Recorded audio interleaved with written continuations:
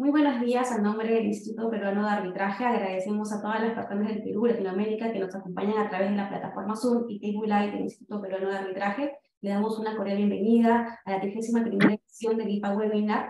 Como siempre, contaremos el día de hoy con destacados especialistas en la materia quienes van a compartir sus experiencias y conocimientos. Les recordamos que pueden formular sus preguntas mediante la plataforma Zoom y mediante los comentarios en Facebook, y nuestro equipo recogerá todas sus interrogantes. A continuación, le damos una cordial bienvenida a nuestro panel que desarrollará el tema aplicación del convenio arbitral a partes no signatarias e intervención de terceros en el arbitraje. Este panel está conformado por los doctores Edgar Neira, del Estudio Gallegos Valareso y Neira de Ecuador, el doctor Héctor Campos, del Estudio Linares Abogados de Perú, el doctor Luis Otelo, del Estudio Stetson & Johnson de Estados Unidos, el doctor Pedro Infera, del Estudio Infera Abogados de España, y el día de hoy nos apoya en la moderación José Espinosa. José es director académico del Instituto Peruano de Arbitraje, y le cedo el uso y la palabra para que pueda moderar el panel. Muchas gracias, Valeria. En primer lugar, darle la bienvenida a los expositores que nos acompañan esta mañana en esta nueva edición del IPA Webinar, en el cual vamos a desarrollar el tema aplicación del convenio arbitral a partes no signatarias e intervención de terceros en el arbitraje. De igual manera, darle la bienvenida al público asistente que nos acompaña a través de la plataforma Zoom y Facebook Live, por confiar una vez más en la calidad de los eventos académicos que organiza el Instituto Peruano de Arbitraje y que son gratuitos. Brevemente, quiero presentarles a los expositores que nos acompañan esta mañana.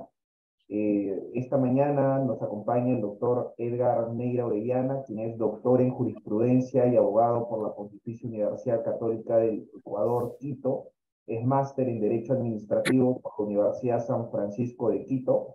Se desempeña como árbitro de la Cámara de Comercio de Quito, árbitro del Centro de Arbitraje de la Cámara de Comercio Ecuatoriano-Americana AmCham Quito y árbitro del Centro de Arbitraje de las Cámaras de la Producción del Usuario.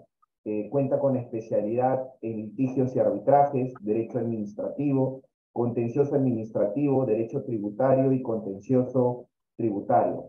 También nos acompaña Héctor Campos, quien es abogado por la Pontificia Universidad Católica del Perú, es magíster en Derecho Civil y Comercial por la Universidad Nacional Mayor de San Marcos, es especialista en prevención y solución de controversias en materia civil y comercial a nivel judicial y arbitral, es profesor de Derecho Privado de la Pontificia Universidad Católica del Perú.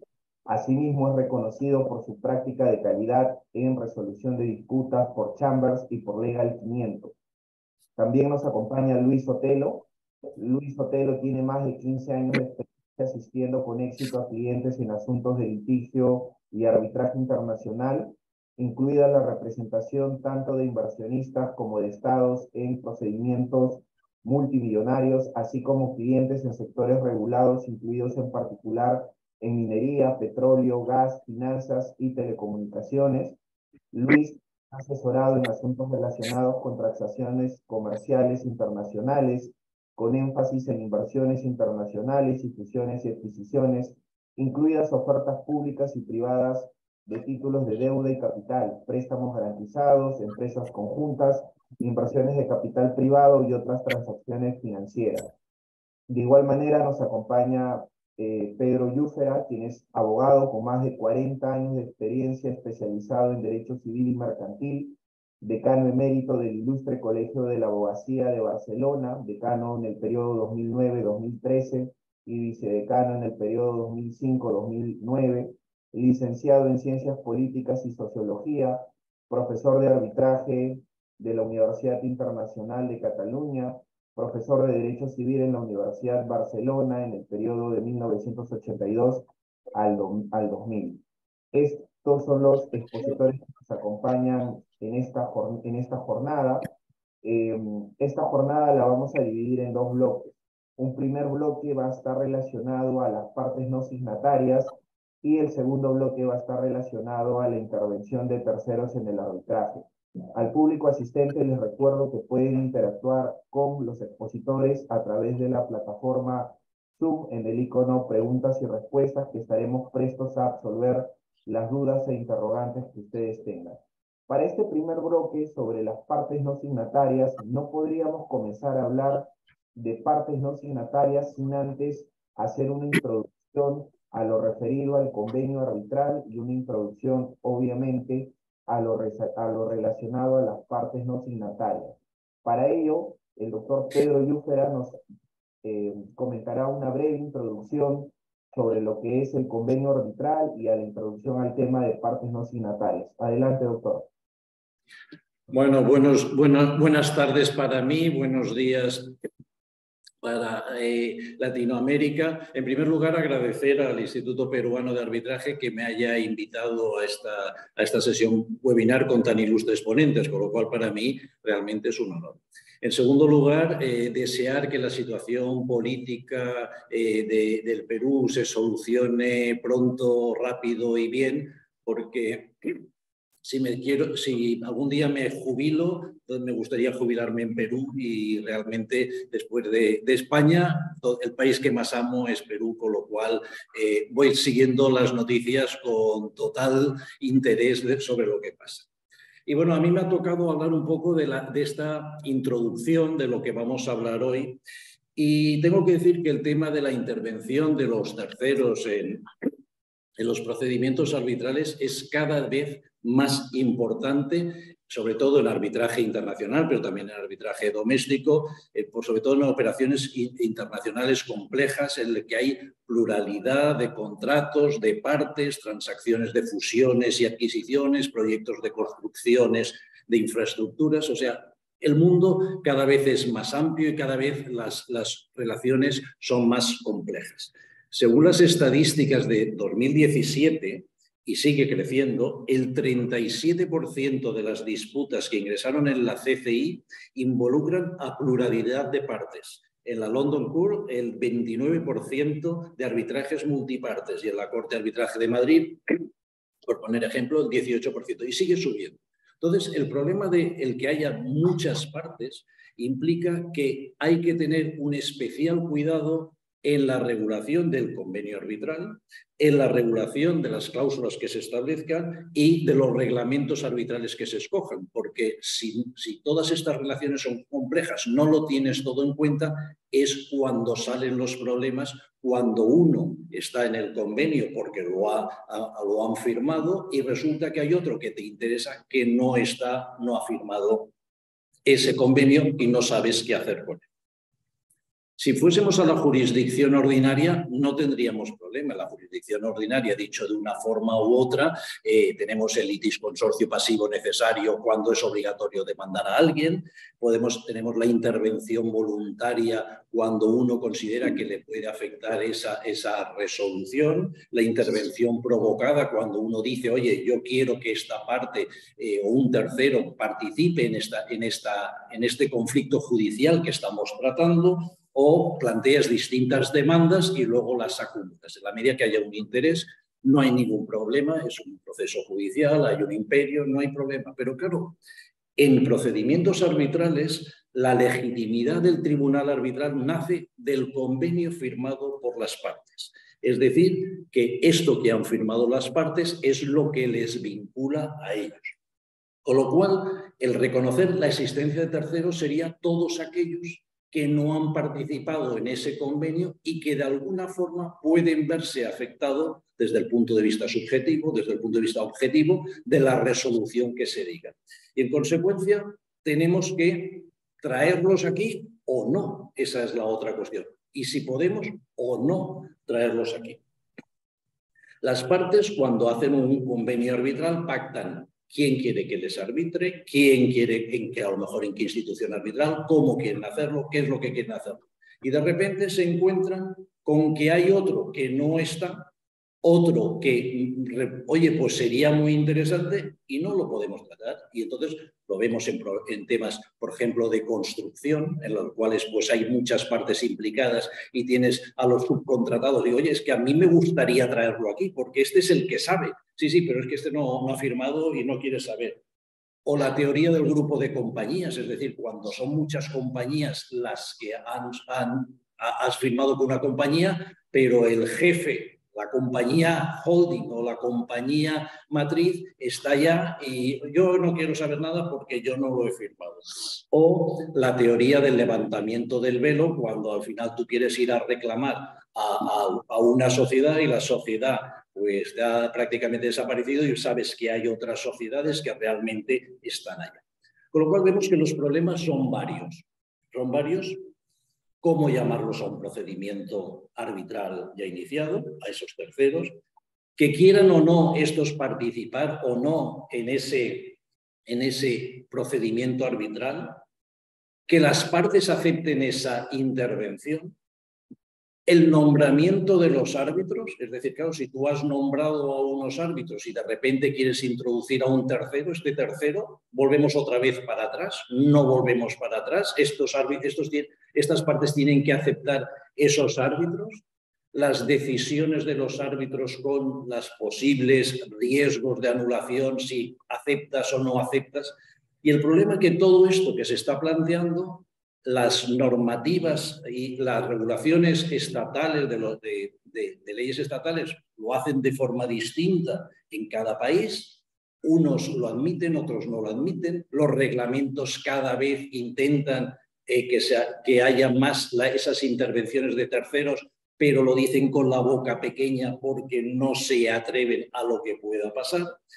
Y en función de esto se empiezan a plantear una serie de doctrinas sobre la admisión o no admisión de esos terceros. Y las doctrinas que abogan pues nos hablan que cualquiera de todas estas podría dar lugar a una conferencia, la teoría del consentimiento implícito, si lo han consentido o no, la teoría de los actos propios o del estoppel, como dicen en la versión anglosajona, con sus pros y sus contras, lo que hemos hablado del levantamiento del velo societario, con todo lo que ello comporta, porque claro, el admitir o no a esa persona que quiere una sociedad que no forma parte, es si lo admites te puedes encontrar con un problema de si es un tema jurisdiccional, es decir, un tema procesal a efectos de admitirlo o no, o es un tema ya de la responsabilidad. Son dos cosas diferentes, pero a lo mejor si el árbitro ya se pronuncia inicialmente ya estás viendo por dónde va y en función de esto ya puedes empezar a plantear otros problemas. El tema del grupo de sociedades, el tema de la cesión del contrato o la sucesión del contrato, en la medida en que, de alguna forma, si hay una cesión del contrato, automáticamente ese al que le has cedido ya asume el convenio arbitral firmado por el cedente o no, porque no ha sido parte. Con lo cual, nos encontramos realmente con un mare magnum de posibilidades, un mare magnum de situaciones que nos podemos encontrar y que de alguna forma hay que solucionar. El problema de esa solución es que, como el convenio arbitral parte de la voluntad de las partes, pues como dice Alfredo Goulart, el que no participa aquí no está invitado a la fiesta. Y en consecuencia, pues no está invitado a la fiesta. Y la pregunta es, ¿los queremos admitir? ¿No los queremos admitir? ¿Los podemos admitir? ¿No los podemos admitir? Y en función de cada caso es un supuesto distinto, y no es lo mismo si es un tema por un posible fraude y es el tema del levantamiento del velo. Sí, yo creo que Perú, con su artículo 14, para mí es magistral cuando habla de la participación activa, no signataria, la negociación, celebración y ejecución y terminación del contrato. Eso les implica, pero eso lo dice la legislación peruana, con lo cual facilita a las partes a poder llegar allá. Pero si no lo dice, como en España, que no se lo dice, pues empieza con unos criterios jurisprudenciales. En Inglaterra no se lo plantean, en Suecia tampoco, en Suiza, en España con el artículo de 1257 que los contratos solo obligan a las partes, los distintos reglamentos, ya he dicho, pero de una forma pequeña y con la boca pequeña porque no se atreven todavía a aceptarlo, pero es un problema que está ahí y que espero que con esta intervención para lanzar la primera andanada sirva para después ir entrando a estos puntos en posteriores intervenciones. Muchas gracias. Fantástica introducción, doctor Pedro, muchísimas gracias. Y justo nos quedamos con lo último que usted señalaba, de que pueden existir diversos matices en las regulaciones por parte de los reglamentos de los centros de arbitraje o también por parte de las leyes que regulan el tema arbitral en las diversas jurisdicciones. Y esto nos da pie a pedirle a Luis Otelo, de que nos comente de manera breve cómo se ha tratado este tema de la extensión del convenio arbitral aquí en Perú. Adelante, Luis. Muchas gracias, José. Nuevamente recalcar excelente introducción la de Pedro. También agradecer al Instituto Peruano de Arbitraje por la gentil invitación. Y pues un poco, sé que el tema más técnico lo va a desarrollar Héctor, pero quizás a manera de breve referencia y en función del ámbito internacional, el tema de Perú es porque se ha abierto un poco a la globalización económica, entonces van entrando una mayor participación de actores, una mayor de contratos complejos, como lo mencionaba Pedro, y creo que en línea con lo que señalaba Pedro, la ley de arbitraje peruana es una ley muy pro arbitraje, ¿no? El artículo 14 pues permite que la intervención de partes no signatarias en este tipo de temas, ¿no? Y entiendo que la jurisprudencia también arbitral a nivel local se ha venido desarrollando en permitir pues enfocar todo este tipo de temas, no en función a lo documental, porque como bien lo señalaba Pedro, a veces uno suscribe el contrato y el día de mañana yo no suscribí algo y me veo involucrado en un tema, pero se toman pues muchos elementos de análisis como la teoría de los actos propios, el nivel de participación, de involucramiento, y creo que todo eso se está viendo en la dinámica no solo de las decisiones, sino también de la normativa peruana, ¿no? Entonces creo que a manera general es un resultado del proceso de globalización, un resultado también de la dinámica económica que existe en el país, y también es el resultado pues, de tener normativa que permite todo este tipo de situaciones. Más allá, mi punto de vista personal, más allá de que exista una regulación que permita esta facilidad o no, como en el caso de España, la casuística del tema va a venir permitiendo el mayor desarrollo jurisprudencial de este tipo de temas, ¿no? Como Pedro lo señalaba, probablemente en España no hay, pero existe una vasta jurisprudencia que permite pues, el análisis de este tipo de temas, y en Perú también hay que analizar pues, a detalle y caso por caso cómo se ha venido desarrollando. Y creo que también señalabas los reglamentos o las distintas regulaciones de las instituciones arbitrales, y creo que han ido siempre en esa línea, ¿no? Un poco en mi vista muy panorámica y de manera general respecto a lo que acontece en Perú, ¿no? Y bueno, para finalizar, si Pedro pues se anima a ir allá, yo soy peruano de nacimiento, estoy radicando ahora por Estados Unidos, pero no, es excelente y creo que déjanoslo saber para apoyarte para que tu llegada sea lo más placentera posible. No, yo ya he estado 5 veces en Perú, soy un fan de la IPA que me quiere mucho y me invita muchas veces, y realmente, te digo, uno de mis objetivos en mi vida era ver el Machu Picchu, ya lo he visto, he pasado mucho tiempo allá, con lo cual ya puedo morir tranquilo. Siempre será bienvenido aquí en Perú y en Lima, querido doctor Pedro. Luis, nos comentabas que al momento de relacionarlo al tema del convenio arbitral y a la extensión del convenio arbitral, de que se podía hablar de algún tipo de relación. Y este es un tema que cotidianamente se menciona, ya sean en alegatos o en artículos, el tema relacionado a si una relación comercial o legal entre las empresas es suficiente para que una parte no signataria pueda ser considerada como parte dentro de un convenio arbitral. Y como nos comentabas algo sobre jurisprudencia internacional, uno de los casos, digamos, emblemáticos al momento de hablar sobre las partes no signatarias es el caso Dow Chemical, y no sé si nos podrías dar algunos alcances sobre el particular. Adelante. Sí, bueno, la breve El caso emblemático, como bien lo señalas, es un caso arbitraje comercial de allá por el año 82, en el cual un grupo de empresas que tenían un determinado contrato, creo que en el sector de hidrocarburos, fue posteriormente, y prestaba este tipo de servicios, pues fue posteriormente, pues todo el proceso de direccionamiento y todo esto venía por empresas subrelacionadas o por la matriz, ¿no? ¿Qué es lo que pasó? Esta empresa fue adquirida por otro grupo económico y ahí es donde empezaron un poco las discrepancias, ¿no? Porque ciertas prestaciones en este tipo de contratos complejos, ¿qué es lo que pasa? Y entonces ahí empezaron a surgir discrepancias y ahí es donde muchas veces, como dio como breve referencia Pedro, el tema del grupo de empresas, ¿no? Es un tema que fue analizado en este precedente.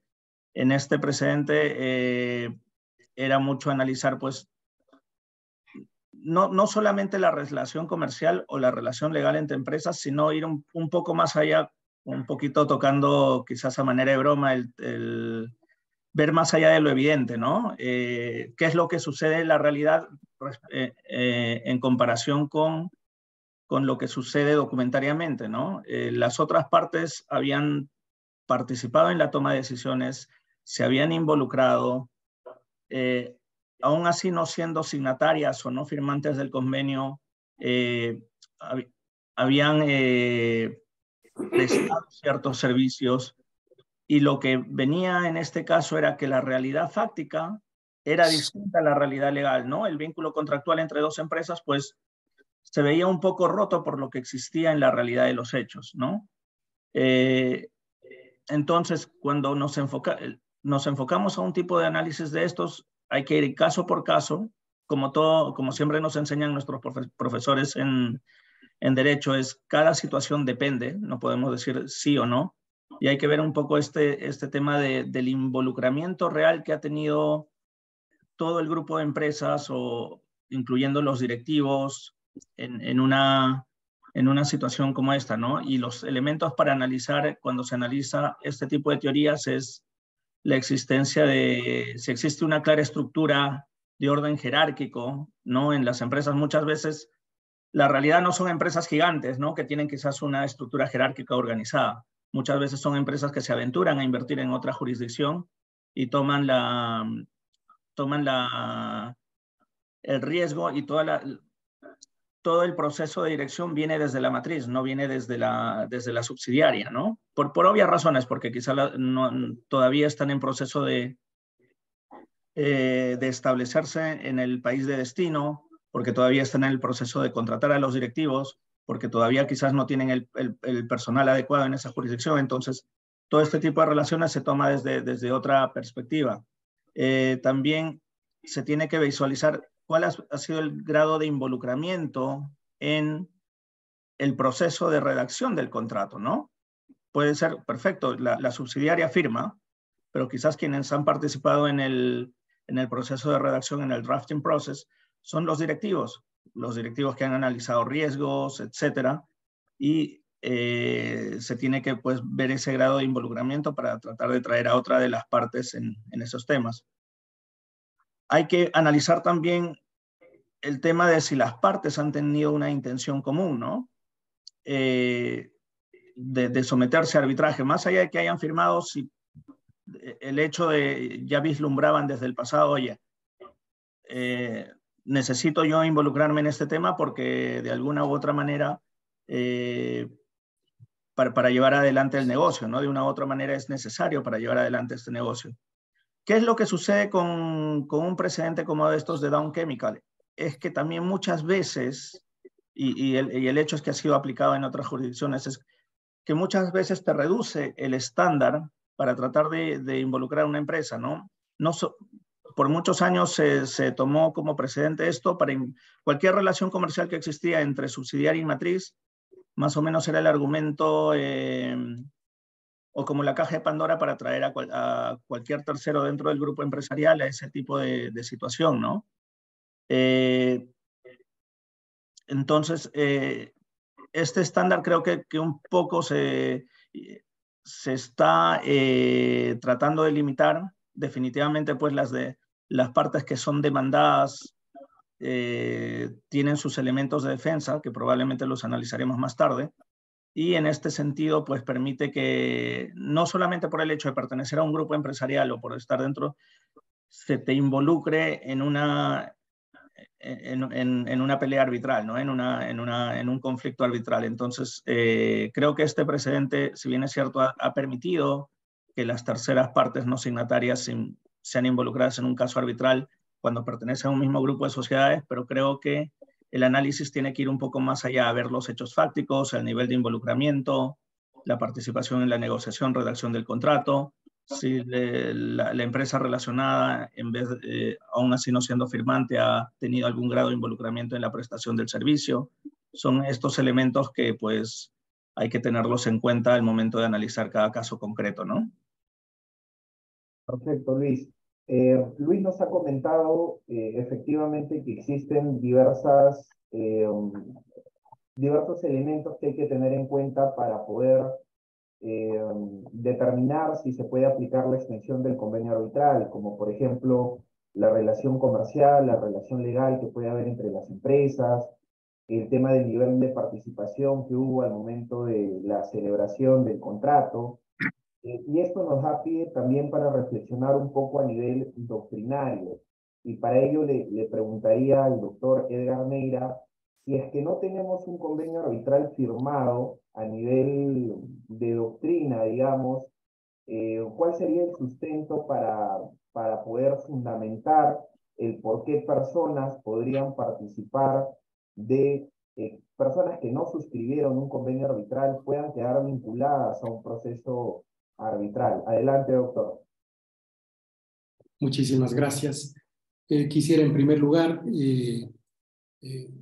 felicitar al espíritu democrático con el que la República del Perú ha sabido enfrentar a la peste terrorista, y como un demócrata convencido, tengo la seguridad de que sus Fuerzas Armadas, su Policía Nacional y su clase política sabrá defender el Estado de Derecho y fumigar del país a toda esta ralea de terroristas y de agitadores profesionales que han afectado, alterado la paz en ese país. Cuando nos referimos a la extensión del arbitraje a partes no signatarias, no comprendemos en ese concepto a la extensión del arbitraje a terceros.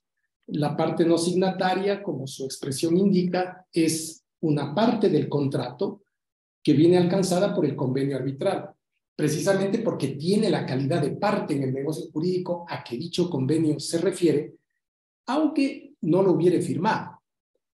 No se trataría de un tercero propiamente, porque si fuera tercero, entonces sería ajeno al negocio jurídico y en tal condición no podría ser parte del arbitraje.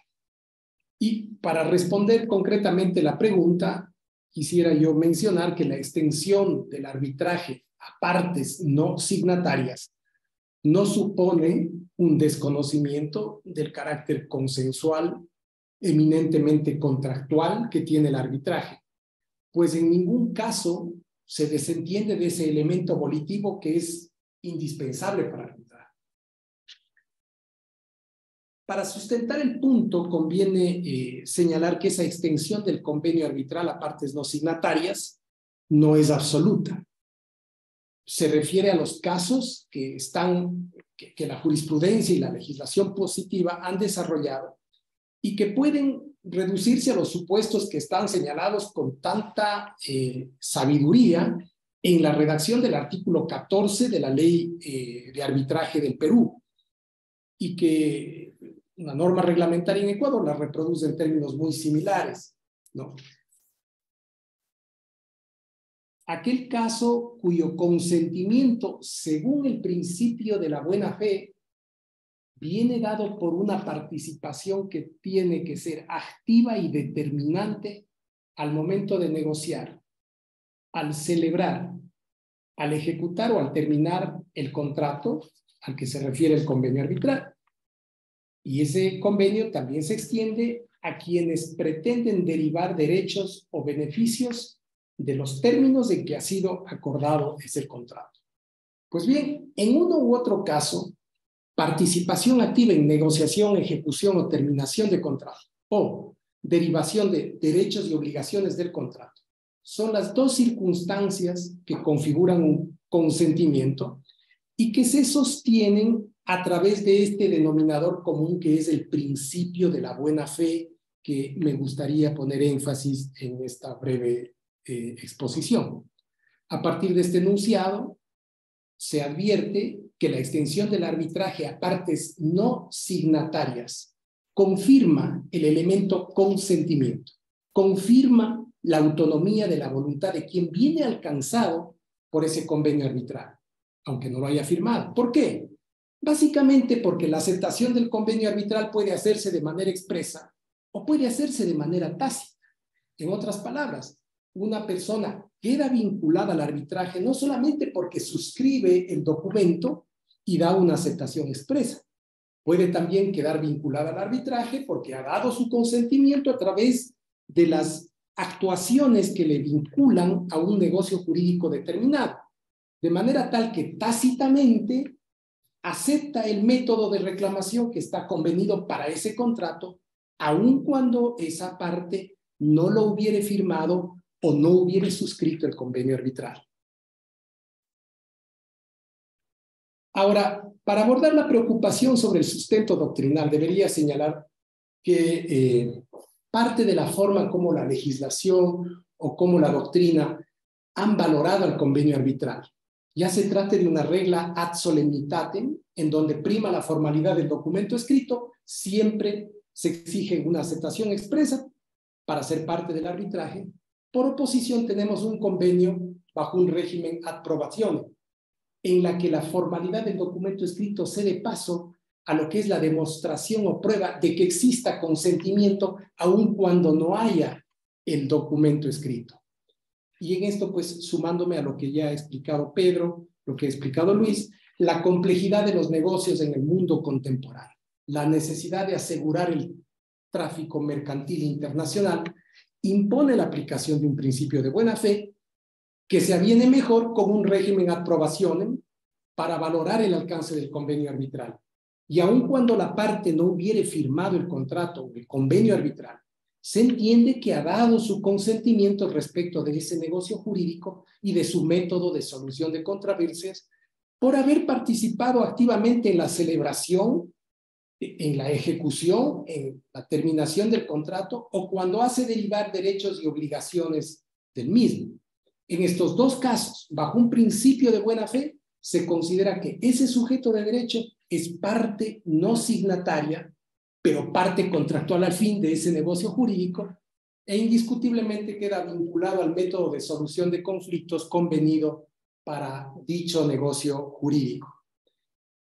Esto es lo que podría decir como elemento introductorio sobre este tema.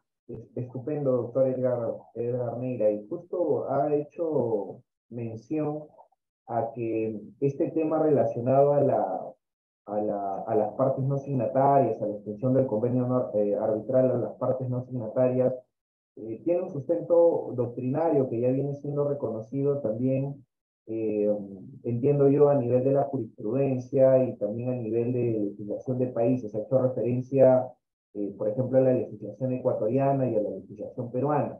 Esto me da pie a volver sobre su comentario y preguntarle cómo ha venido ganando espacios en la jurisprudencia y en la legislación de los países este tema relacionado a las partes no signatarias. De repente nos podría hacer alguna precisión respecto a este tema de la jurisprudencia y la legislación. Por favor, doctor.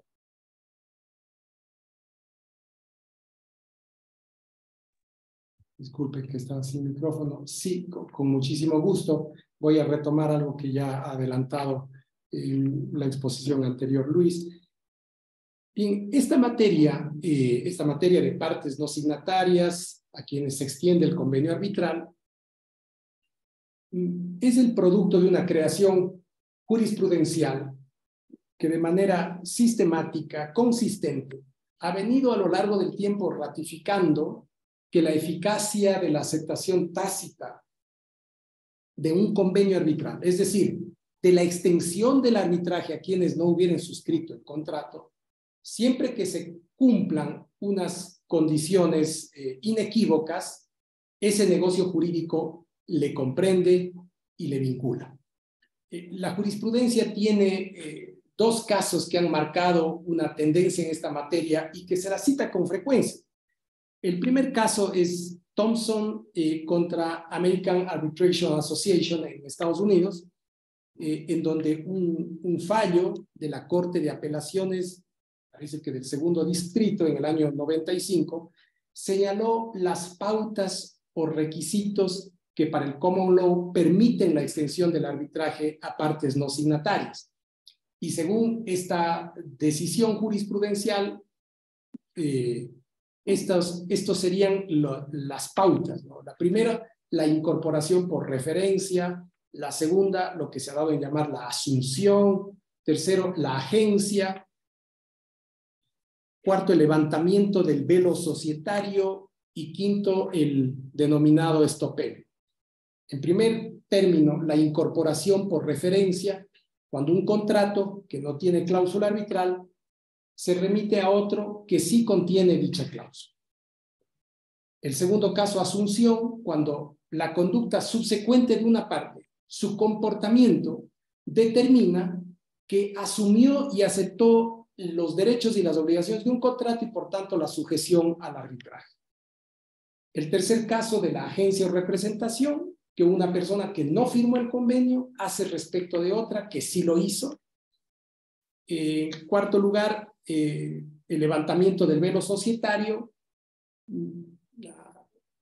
una posibilidad que se aplica entre empresas matrices y filiales cuando se hace un descorrimiento del velo societario para hacer que la principal responda por las acciones de sus subsidiarias.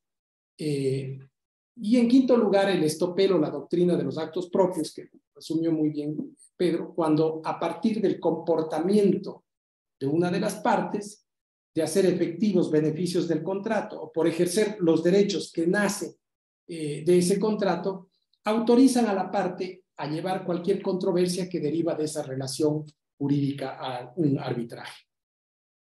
El otro leading case que se comentó también es el caso Dow Chemical. A diferencia del anterior, que era en la justicia de los Estados Unidos, se ventiló en la justicia francesa. Dos filiales de Dow Chemical, la una suiza, la otra Dow Chemical Europa, suscribieron un contrato con una compañía que se denomina Isover Saint-Gobain, contratos con cláusulas arbitrales CCI.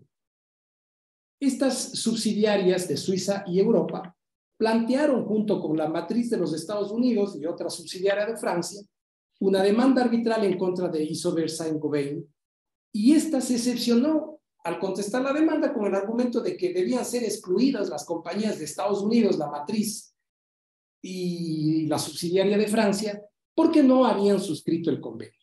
El Tribunal Arbitral CCI concluyó que, habiendo tenido las empresas matriz y filial de Francia una participación activa y determinante en la negociación y ejecución del contrato, pues eran partes contratantes, tenían facultad o derecho para plantear su demanda, aunque no hubieran firmado el convenio arbitral. Isover Saint-Gobain presentó demanda de nulidad a un tribunal de apelaciones en París, el que ratificó la validez del laudo y dejó sentado un principio de que el convenio arbitral vincula a las partes en un contrato, aunque no lo hayan suscrito, si en los antecedentes se advierte su activa participación en la negociación, ejecución del negocio jurídico. Y bueno, varios laudos CCI han dado una batalla muy firme y consistente para extender los arbitrajes a partes que no suscribieron el contrato. Eso con relación a la jurisprudencia. Respecto de la legislación, me parece que es importante, y no sé si es que todavía tengo tiempo para poder hacer un breve recuento sobre esta materia.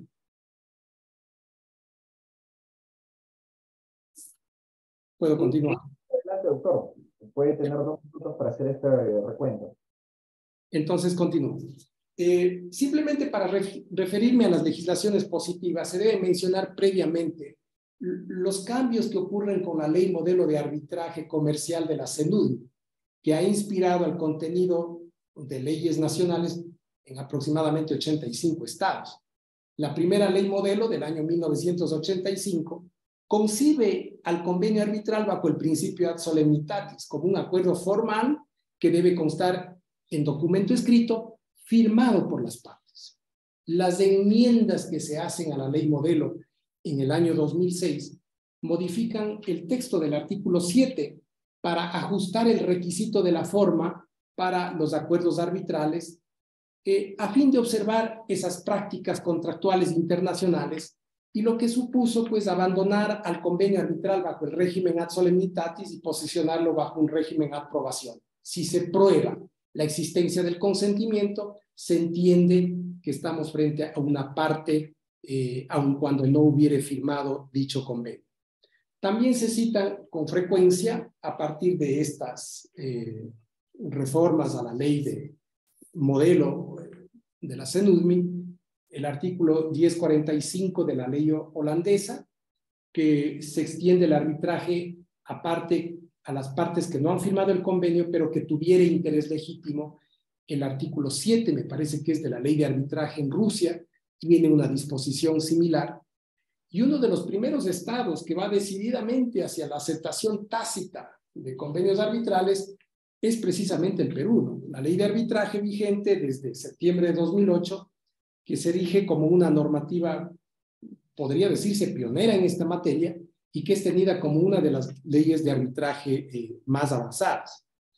En el caso de Ecuador, el presidente Guillermo Lasso, decidido abrir las puertas del Ecuador a la inversión extranjera y de promover el arbitraje, no ha podido actualizar la ley, por cuanto las fuerzas políticas de oposición en el Congreso no se lo permiten, pero ha tenido el acierto de dictar un reglamento a la ley de arbitraje con el fin de impulsar a este método alternativo, y allí, con un muy buen criterio, introduce en el artículo 6 una norma que reproduce el artículo 14 de la ley de arbitraje del Perú. Esto es lo que podría decir en términos generales sobre jurisprudencia y legislación. Muchísimas gracias por la bondad de atenderme. Estupendo, muchas gracias, doctor Edgar Neira.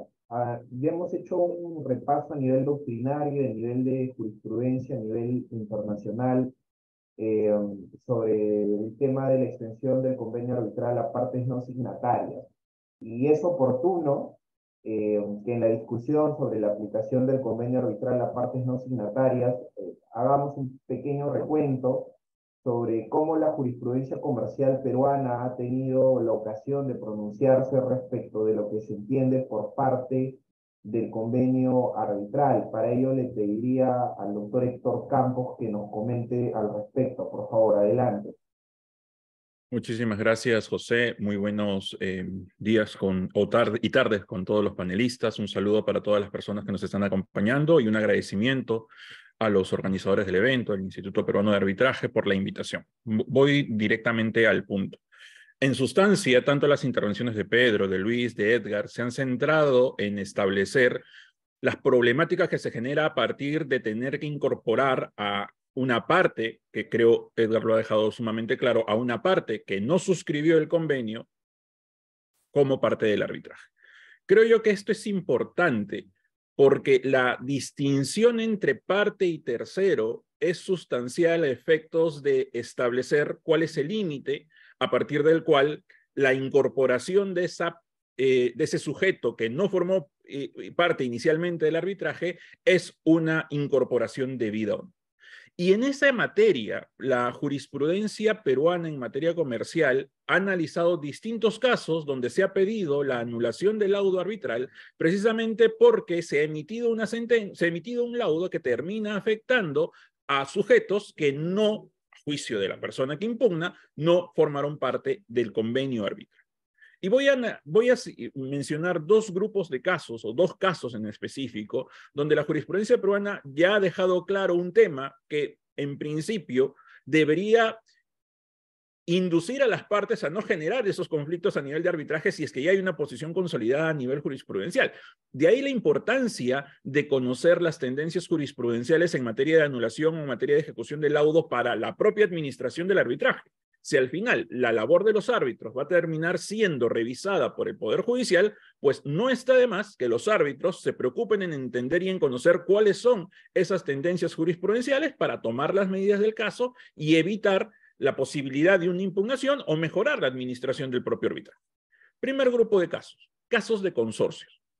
Sucede, por lo menos ha sucedido en el arbitraje peruano, que se ha cuestionado a nivel arbitral si es que el consorcio como tal es el que participa en el arbitraje y si ello implica que las personas que forman parte del consorcio, que los sujetos que forman parte del consorcio, se les puede extender y hasta qué medida los efectos del laudo arbitral. Claro, la discusión desde un punto de vista operativo, desde un punto de vista ejecutivo, puede tener algún tipo de razón, porque cuando uno trabaja con un consorcio, tiene un local autónomo, tiene sus propios representantes, tiene una contabilidad que en algunas ocasiones es independiente, tiene su propia partida presupuestaria, tienes bienes asignados a su nombre. Entonces, en la ejecución parece ser que es un sujeto de derecho distinto y que, por lo tanto, las empresas que conforman el consorcio se encuentran en un segundo nivel respecto de la participación del propio consorcio, claro, hablando de la ejecución del contrato. Y cuando esto se lleva a arbitraje, se genera la controversia, porque a veces se demanda al consorcio X y Z. Y la discusión surge cuando al momento de establecer, por ejemplo, las reglas del arbitraje o al momento de establecer, por ejemplo, las partes que van a ser convocadas a las audiencias, si es que convoco al representante del consorcio X y Z, o si es que en realidad son la empresa X, la empresa Y, la empresa Z, las que son partes del consorcio y por lo tanto que al momento de tener que realizar las labores de ejecución del laudo no tengo que irme como una suerte de cascada, primero respecto de los bienes del consorcio, sino que podría afectar directamente a las empresas que forman parte del consorcio. Esta discusión a nivel arbitral ya ha tenido algún pronunciamiento a nivel jurisprudencial y lo que ha dicho la jurisprudencia comercial peruana es si el consorcio forma parte del contrato, quienes son las partes del contrato son las empresas que conforman el consorcio. Esto parece natural visto desde un punto de vista jurídico, pero no desde un punto de vista empresarial, por las razones que les decía de esta autonomía funcional que tiene el consorcio en su forma de ejecución. Pero claro, la ley, la ley General de Sociedades peruana expresamente señala que el consorcio es un contrato. El consorcio no conforma una persona jurídica distinta. Y si bien es cierto, puede tener autonomía jurídica para cierto tipo de eventos, como puede ser contratación, adquisición de bienes, esa autonomía no se extiende al fuero de solución de controversias. Entonces, si el proceso de arbitraje fue llevado contra el consorcio X y Z, a nivel de ejecución, puedo ejecutar los bienes de la empresa X que conforme el consorcio, los bienes de la empresa Y que conforme el consorcio, los bienes de la empresa Z que conforme el consorcio.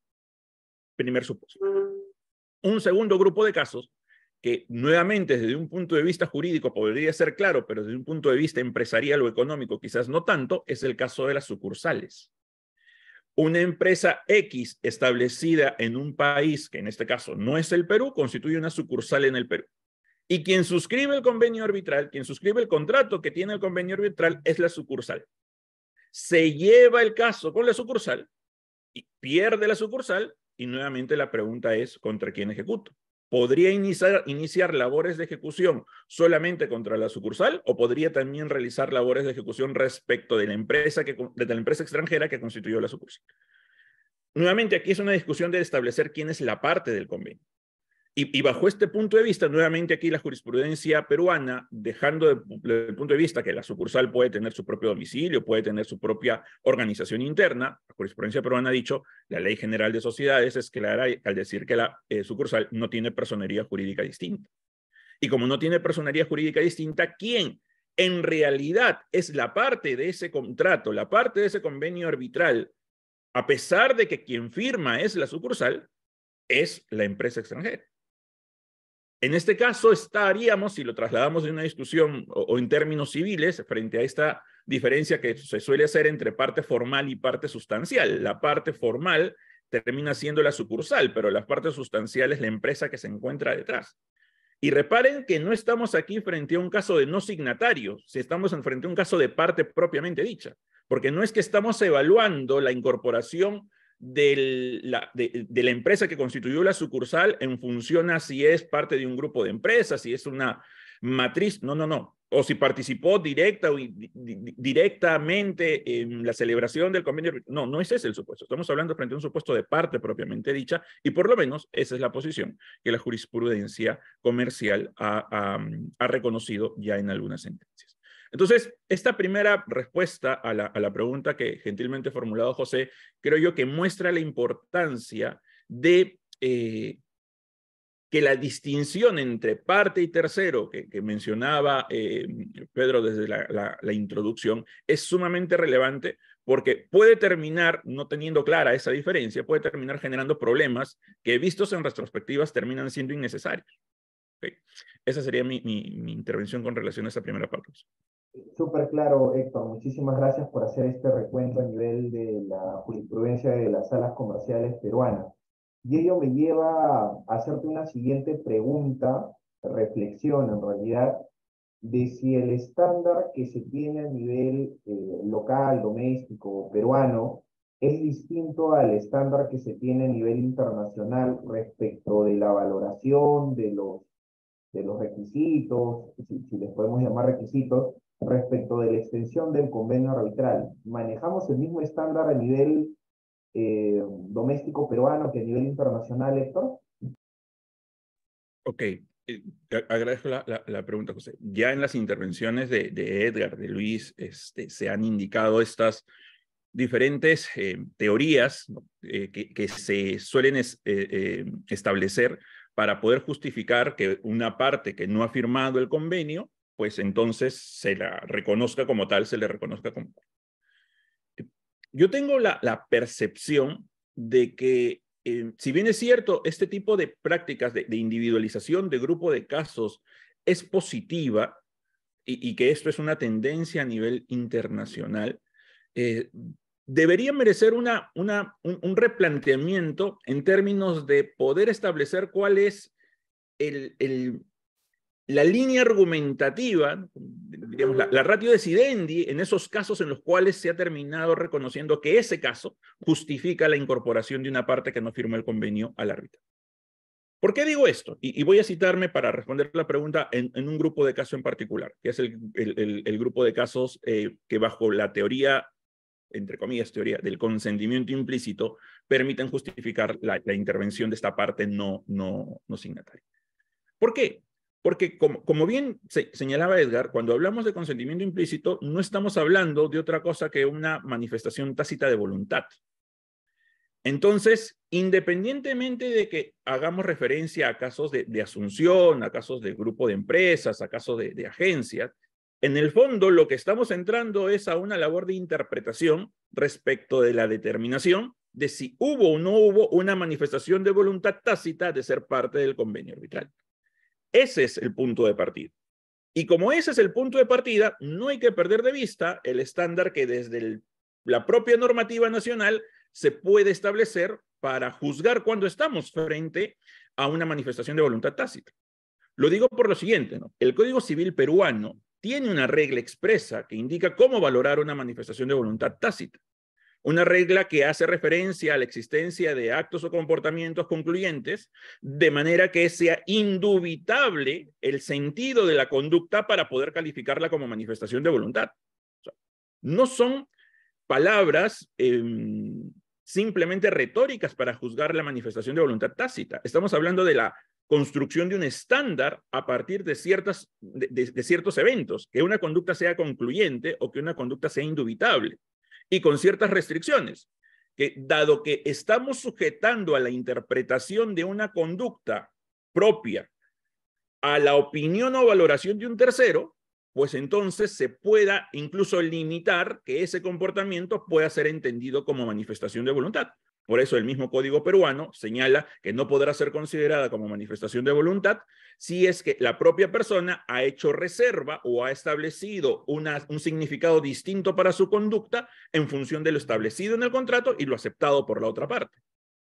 Esa lógica interna que cada uno de los ordenamientos tiene es importante que sea reconocida al momento que se confronta con estándares que te pueden establecer de manera internacional. Entonces, si uno, por ejemplo, revisa jurisprudencia de la Corte Internacional de Arbitraje, encuentra que en los ejemplos, precisamente lo que se quiere establecer es, si quisiéramos valorarlo en términos peruanos, cuando estamos frente a una conducta concluyente, cuando estamos frente a una conducta indubitable. Por eso es que la jurisprudencia internacional, por ejemplo, es muy reticente a considerar que la constitución o la presencia de un grupo de empresas por sí mismo sea la justificación para que la matriz, por ejemplo, forme parte del convenio arbitral. O sea, no es la sola constatación del grupo de empresas. Yo me podría decir, ¿por qué no? Si en la doctrina a veces se nos señala que el grupo de empresas es una teoría para incorporar a una parte que no firmó al proceso de arbitraje. Porque no es que forme parte del arbitraje porque sea la matriz, es porque forma parte del arbitraje en tanto al ser la matriz, participó directamente en la negociación del contrato, realiza los pagos a las partes, negoció el contrato y al final terminó firmando otra empresa simplemente para tener beneficios tributarios. Esas son las variables que justifican, inclusive bajo la teoría del consentimiento implícito, que yo pueda extender a quien no firmó el convenio arbitral porque es parte, no porque hay una constatación objetiva y abstracta de que forma parte de un grupo de empresas o no. Entonces, yo creo que esta confrontación entre el estándar nacional, para el caso en específico del consentimiento implícito, dialogado con lo que sucede a nivel internacional, pueden generar puntos de contacto al momento de que en la práctica de arbitraje de cada uno de los países tengamos que afrontar esta clase de supuestos problemáticos. Dejo aquí la intervención, estimado José. Estupendo, Héctor. En lo particular me ha gustado mucho la referencia también que has hecho al 141 del Código Civil por el tema de la manifestación de voluntad tácita, y creo de que has puntualizado muy bien las intervenciones que han hecho tanto Pedro, Edgar y Luis respecto de lo que debemos tener en cuenta al hablar sobre la extensión del convenio arbitral a partes no signatarias. Cerramos brevemente este bloque, sin que ello no implique que los asistentes puedan formular preguntas sobre la extensión del convenio arbitral a partes no signatarias, y vamos a pasar a un segundo bloque. En este segundo bloque vamos a hablar sobre la intervención de terceros propiamente en el arbitraje. Para ello, le pediría al doctor Pedro Yúfera que nos comente sobre los problemas, las estrategias y las decisiones relacionadas a la intervención de terceros en el arbitraje, y si el amicus curiae es un tercero en un proceso arbitral. Adelante, doctor Pedro. Sí, cuando antes hablábamos yo me acuerdo que la mejor conferencia que he dado en mi vida fue precisamente en Lima, después de haberme tomado 2 pisco sour. Aquí me faltan los 2 pisco sour para hacer la mejor. Realmente las ponencias anteriores realmente entran en unas cuestiones que son básicas, y además que de alguna forma van centrando el problema de lo que puede ser. Es decir, al final, en estos planteamientos lo que se está discutiendo es a las partes no signatarias del convenio, pero que en el fondo estaban de acuerdo con el convenio. Es decir, de alguna forma lo habían patrocinado, lo habían seguido, eran las empresas que conocían del grupo, etc. Y esos eran realmente esas empresas que de alguna forma formaban parte del convenio, pero no lo habían firmado. ¿Y hasta qué punto se había de extender?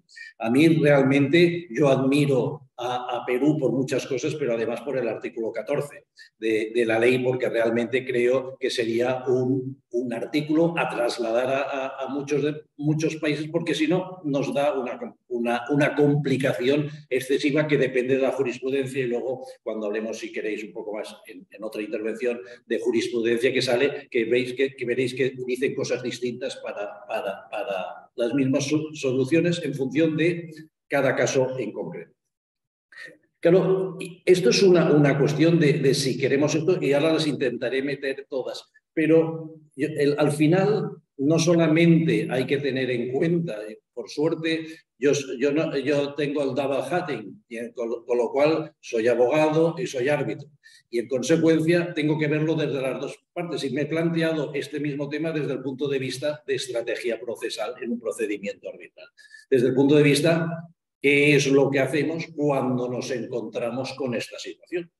Y realmente es un tema problemático, al menos en España, en la medida en que plantea que ha de ser un convenio expreso, escrito, independientemente que pueda salir por telex, fax, etcétera, que pueda cartas, reconocimientos, pero si no, hay que estar un convenio escrito. Entonces, te quedas un poco al margen y cuando te encuentras con que quieres llevar a un tercero a un procedimiento, lo llamas, no lo llamas, te aguantas. ¿Y qué es lo que hace? Claro, entonces lo he hecho desde los 4 puntos de vista. Desde el punto de vista del demandante.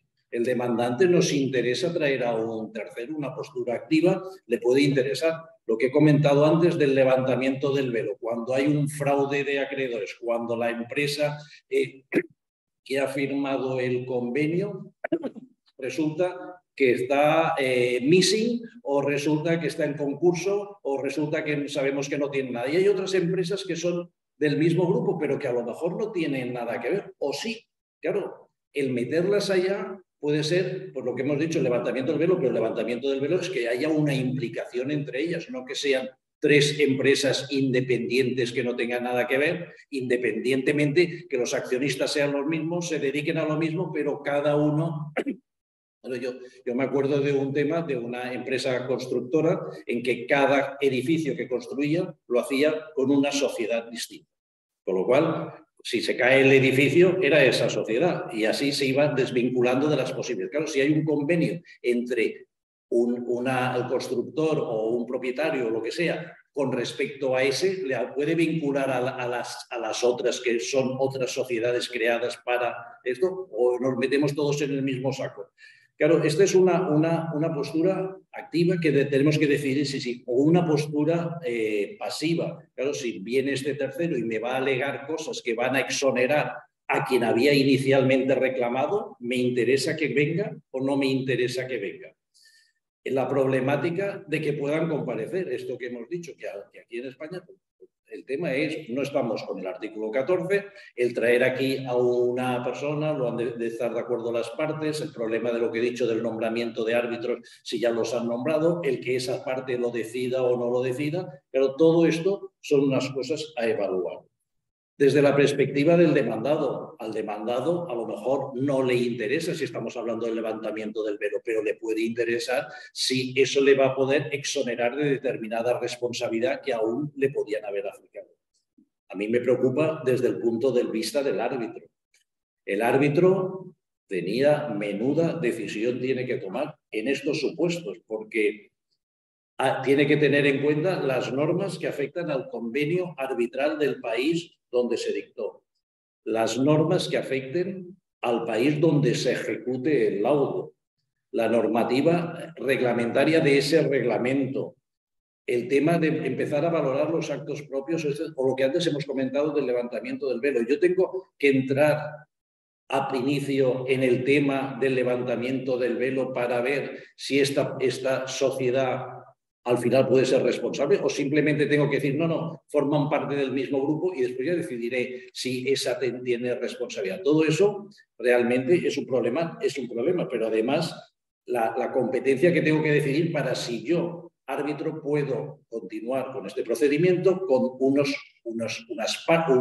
tercero que no es parte en ese convenio arbitral y en ese procedimiento arbitral, porque, repito, hay uno que es el que hemos dicho que puede ser una parte que ha firmado, que ha consentido el tema de los actos propios, el principio de buena fe y todo esto, pero es que a lo mejor puede ser un tercero que no tenga nada que ver, pero bueno, tenga que hablarlo si no, pero que le puede afectar la resolución. A este le tenemos que traer, no le tenemos que traer. Y desde el punto de vista de terceros, ¿qué es lo que hace? Yo ahora yo hago muchas veces de asesoramiento de despachos de abogados que van a procedimientos arbitrales. Y entonces, claro, me planteaban, bueno, es que son 3 empresas distintas 3 empresas distintas hacen lo mismo. Se les podría intentar los otros meter que si es un fraude, si no es un fraude, si hay que levantar el velo. ¿Qué hacemos? ¿Comparecemos? ¿Aceptamos? ¿Nos han citado aquí? ¿Y qué hacemos? ¿Sí? ¿No? ¿Todo lo contrario? Claro, el tema es, si tú no haces nada, pues han dictado en rebeldía y siguen. Con lo cual, yo ya no voy a poder decir nada. Cuando llegue el laudo, anulo el laudo porque resulta que yo no formaba parte del convenio, o me espero a que me ejecuten y cuando me ejecuten digo que yo no firmé ese convenio. Porque si esto será un posterior, pero si hubiese comparecido podría entrar sobre el fondo para decir que yo no tengo responsabilidad. Pues eso es una decisión complicada para tomar y valorar. Con lo cual, creo que aparte de las cuestiones doctrinales, etcétera, etcétera, el tomar una decisión en uno u otro sentido comporta sentarse, tomarse un pisco sour, hablarlo, meditarlo y en función de esto tomar una decisión, porque la decisión que tomes a favor o en contra realmente te puede cambiar absolutamente el resultado final.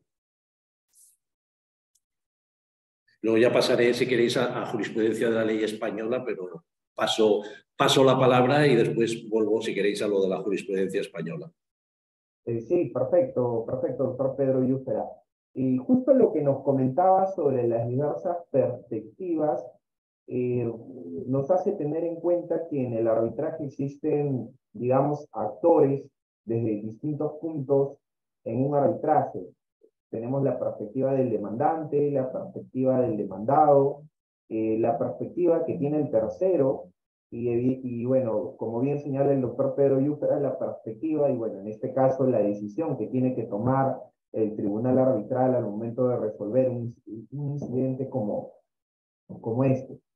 Entonces, ahora lo que vamos a hacer es pedirle a nuestros expositores que intervengan haciendo comentarios desde la perspectiva desde diferentes puntos de vista. Para ello le pediría en primer lugar al doctor Edgar Meira que nos comente respecto de la intervención de terceros en el arbitraje desde la perspectiva del demandante. ¿Qué alcances nos podría dar el doctor Edgar Meira? Adelante, doctor. Muchísimas gracias, José. Desde luego que las distintas posiciones que una parte procesal tiene en el desenvolvimiento del arbitraje aporta perspectivas muy diferentes al momento de abordar cualquiera de estos temas que son de interés para el proceso arbitral.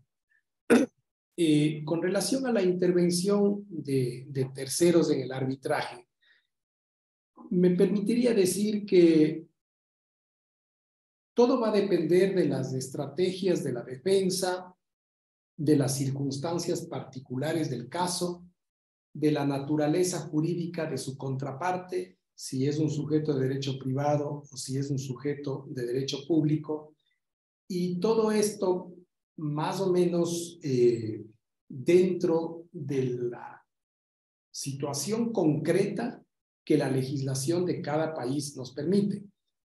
Hace un momento yo me refería al artículo 6 del reglamento a la ley de arbitraje, y ese reglamento reproduce el artículo 14 de la ley peruana de arbitraje respecto de partes no signatarias. Sin embargo, los árbitros se rigen por lo que manda la ley en la práctica, y esa práctica ha determinado que tengan extremo y escrupuloso cuidado al momento de involucrar a un tercero dentro del proceso arbitral. La complejidad de los casos, la especificidad que estos tienen, sin lugar a dudas, no nos permite abordar el tema con una solución y una medida de carácter abstracta, general, porque hay que entender las circunstancias propias de cada situación jurídica. Pero lo que sí creo que va a ser de mucho interés para la parte actora es cuidar la validez del proceso arbitral, que el laudo involucre a quienes tiene que involucrar que no se transgredan los principios que la ley deja establecidos para que no sea ese laudo motivo de una anulación. Bajo esta perspectiva, entonces, no le puedo responder absolutamente nada porque tendría que examinar las circunstancias específicas de cada caso para, como actor, plantear una fórmula que para esa situación concreta resulte más conveniente. Gracias, doctor. Y yendo un poco a la perspectiva de la parte demandada en un proceso arbitral, ¿cuál sería la perspectiva que podría tener una parte demandada en un tema relacionado a la intervención de terceros en el arbitraje? Me gustaría que el doctor Luis Sotelo nos podría dar su punto de vista. Sí, José, muchas gracias. Pues como bien lo señalaba Edgar, todo depende, ¿no? Desde el punto de vista de donde se mire. Pero creo que un poco del lado del demandado creo que sería un poco más proclive a que se admita un tercero por los temas de limitación de responsabilidad. De una manera de atonar pues, la responsabilidad que le alegan a una determinada parte. Entonces es preferible que en toda esta cadena de contratos complejos pues existan más actores involucrados a los cuales yo como demandado, digamos, le eche la culpa o comparta la culpa con otros, ¿no? Para que atenúe un poco mis temas de responsabilidad.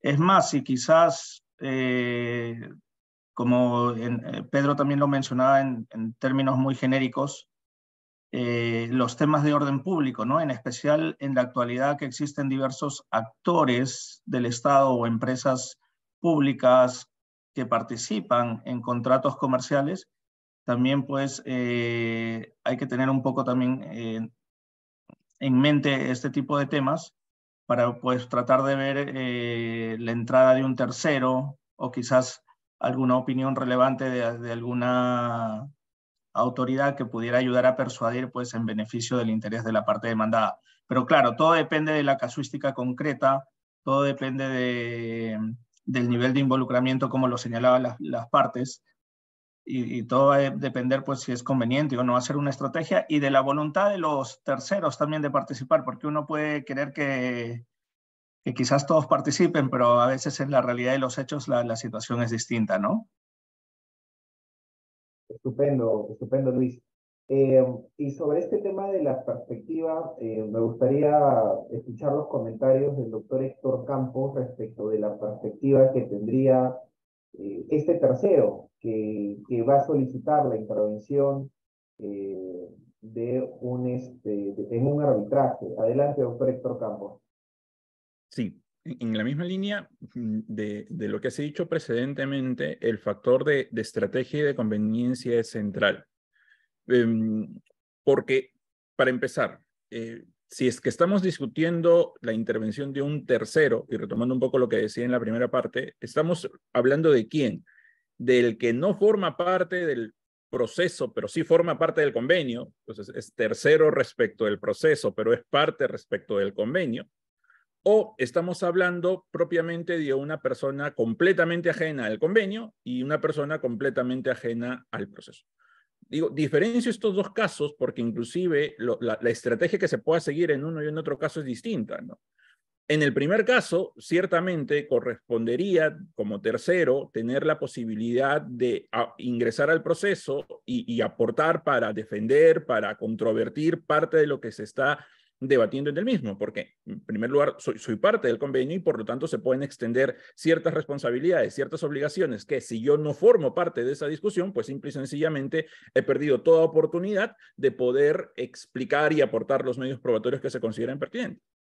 En el segundo caso, la situación es diferente, porque si efectivamente soy una persona que no tiene nada que ver con el convenio y que, por ejemplo, se está llevando una situación de carácter irregular dentro del arbitraje y el tercero es alguien que se está viendo afectado de esa consideración irregular, pues participar podría implicar una suerte de convalidación de los actos que se están realizando. Y en ese caso habría que delimitar cuál es el nivel de participación. Si es que es una participación simplemente para dejar sentada la posición de que no se es parte y no se tiene ninguna vinculación con la materia controvertida y que más bien pone en cuestionamiento los actos que se están realizando, o si por el contrario, simplemente uno guarda silencio y espera que eso termine. Y esto es importante a nivel de los remedios, por ejemplo, que se pueden generar post-laudo en el ordenamiento peruano. Se ha establecido a través de la sentencia en el caso María Julia, un pronunciamiento del Tribunal Constitucional, que uno de los casos residuales en los cuales no es el proceso de anulación, sino es el amparo, la vía para poder cuestionar las decisiones de los árbitros, es cuando efectivamente esta decisión ha recaído en los casos de un tercero. Ha recaído respecto de un tercero, repito, del proceso, del convenio, ¿no? O sea, nada tenía que, no había ningún nivel o ningún criterio de vinculación para que pueda estar incorporado en el convenio. Aún así, este proceso se llevó a cabo. Cierro la intervención con un ejemplo real. Era un gobierno regional en Perú, que estaba discutiendo con un contratista la liquidación o el pago de penalidades y la ejecución de las cartas fianzas derivadas del incumplimiento que había realizado el contratista con relación al encargo que se le había dado al gobierno regional. Este fue un caso mediático, hubo incluso investigaciones por parte del Congreso con relación a la legalidad del comportamiento del gobierno regional. Esto, al tener trascendencia mediática, llegó a los oídos de la compañía aseguradora que había emitido las cartas fianzas que estaban teniendo, cuya ejecución se estaba discutiendo en el arbitraje, y al advertir que había ciertos actos irregulares en la constitución de este proceso arbitral, este tercero decidió intervenir en el arbitraje. Y intervino con pretensiones propias, ¿no? Dijo, yo intervengo y quiero pedir la nulidad del contrato por estar viciado por actos de corrupción y que por lo tanto, si es que se realiza algún tipo de ejecución, esto sea con derecho de repetición para mí, porque entiendo que hay una situación de dolo detrás de la. Y aquí, para redondear un poco cómo es que la estrategia incide en la posición de las partes, evidentemente las partes en el arbitraje se opusieron. Claro, y esto fue visto por el tercero que quería ingresar como una suerte de contubernio entre las partes que estaban realizando un arbitraje de forma irregular y que impedían que el tercero, cuyos derechos, estamos hablando de la ejecución de las fianzas, se estaban discutiendo, no quiere intervenir. Entonces, si ahora lo vemos esto desde el punto de vista del tribunal, tiene las dos partes que no quieren que el tercero ingrese y tengo un tercero que está pidiendo la restitución de los montos que se están discutiendo en el propio arbitraje. Y en ese caso, ya Edgar, Luis, Pedro podrán opinar, el tribunal arbitral tomó la siguiente decisión. El tribunal arbitral decidió no admitir a la empresa aseguradora, a este tercero, no decidió admitirlo, pero al momento de pronunciarse sobre la discusión respecto a la legalidad o no de lo que se estaba discutiendo en el contrato, hizo suya muchas de los argumentos que había aportado ese tercero en el arbitraje. Es más, el Código peruano tiene una norma que señala expresamente que un juez puede apreciar de oficio la nulidad de un acto jurídico que se somete a su conocimiento. El tribunal arbitral dijo, ok, aquí yo advierto que hay vicios de nulidad porque dentro de los medios probatorios que ofreció el tercero había información pública que llegó a conocimiento del árbitro y dijo, ok, como esta información es pública, hago mía estas pruebas que están acreditando que el contrato que se está discutiendo está viciado con nulidad y en virtud de esa norma del Código Civil digo que el contrato es nulo. No sé si fue la mejor solución, fue una solución intermedia, no aceptó la intervención del tercero, pero tomó muchos de sus argumentos al momento de resolver el caso, velando en esta situación en particular por tratar de establecer o tratar de evitar una situación de patente ilegalidad, por lo menos a juicio del tribunal. Dejo la intervención aquí para mostrar con un caso la complejidad de la que hablaba Pedro hace un momento, que tiene el árbitro al momento de resolver este tipo de casos. Sí, súper claro. Y volvemos con el doctor Pedro Yusera porque nos comentó que quería hacernos un recuento sobre la jurisprudencia española sobre este tema y me parece que es muy oportuno que se haga este recuento. Adelante, doctor, por favor. A mí lo que más me gusta de estas webinars es que cuando hablamos se nos nota que somos muchos abogados, porque el tema del depende es lo más habitual. Cuando dicen, esto lo vamos a ganar, depende. Pues vamos, esto es así que realmente Héctor, el caso es curioso y no sé lo que habría decidido, pero bueno. Bueno, en España hay aceptación de los terceros. Ya digo, vuelvo a repetir, ya no solo me encanta Perú como país, además el artículo 14 y la contratación pública, que arbitraje la contratación pública, que yo estoy intentando conseguir a ver si esto se hace en España, pero no me hacen ni caso. Pero en el tema hay dos artículos que realmente es la intervención de un tercero que no está en el convenio arbitral. Y son el artículo 10 sobre el testamento. En el testamento tú puedes establecer el causante establece en el testamento que quiere que las resoluciones, que los problemas que tengan los herederos con respecto al patrimonio, etcétera, lo discutan en un procedimiento arbitral. Las partes, cuando llegue el problema, no han firmado el convenio, se lo encuentran y tienen que pasar por ahí. Realmente es una aplicación a un tercero que no ha firmado el convenio.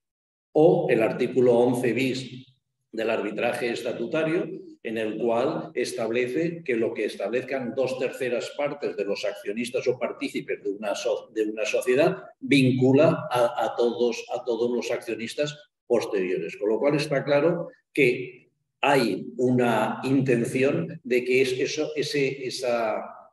esa voluntad del convenio arbitral, pues al final se extienda a terceras personas. No se atreven, ya digo, con el artículo 14 y que en función de esto daría mucho de sí o que realmente es interesante.